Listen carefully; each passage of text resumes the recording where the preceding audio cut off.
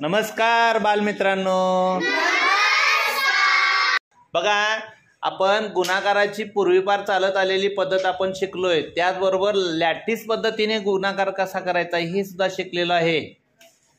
तर आज आपण झटपट एक अनोख्या पद्धतीने गुणाकार कसं करायचं ते शिकणार आहे। चला तर मग एक उदाहरण घेऊया।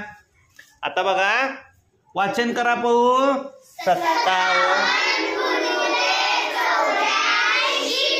अगदी बरोबर, 57 गुणिले 84। ठीक आहे। प्रथमतः आपण एकक स्थानी असणाऱ्या 7चा आणि एकक स्थानी असणाऱ्या 4चा गुणाकार करू। करा पाहू गुणाकार। 4 7 बरोबर। या ठिकाणी मी खाली 28 दशेच्या तसे लिहिलेले आहे। हातच्यावरी काहीही दिलेला नाही। त्यानंतर बघा, आपण दशक स्थानी असणाऱ्या 5चा आणि एकक स्थानी असणाऱ्या 4चा गुणाकार करूया। परंतु त्यापूर्वी आपण काय करायचं, या 5 दशक मधला असणारा 0 खाली उतरून घ्यायचा आहे। त्यानंतर 5चा आणि 4चा गुणाकार करा। 4 5 बरोबर आहे। तसं मी या ठिकाणी 20 लिहून घेतोय। 4 5 20। त्यानंतर पहा, आपण आता दशक स्थानी 8 आणि एकक स्थानी असणाऱ्या 7चा गुणाकार करणार आहोत। 8 बघा, 8 दशक आहे। त्या 8 दशकाचा आपण 0 आहे तसा खाली उतरून घेतलेला आहे। आणि 8 7 56 मी आहे तसे जसेच्या तसे लिहून घेतलेले आहे। 8 7 56 लिहिलेले आहे।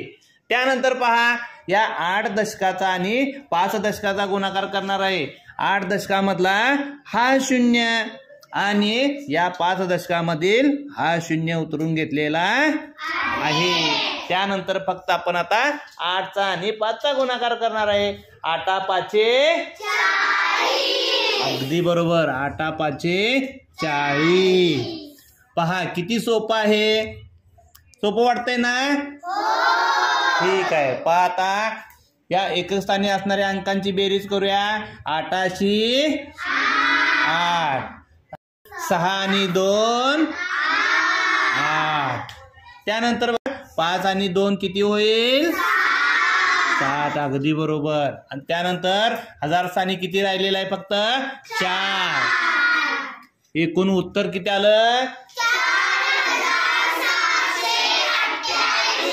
अगदी बरोबर। उत्तर आलेलं आहे 4788। कसा वाटला झटपट गुणाकार? ही आहे आपली गुणाकाराची अनोखी पद्धत। अतिशय सोप्या पद्धतीनं आपल्याला गुणाकार करता येतो।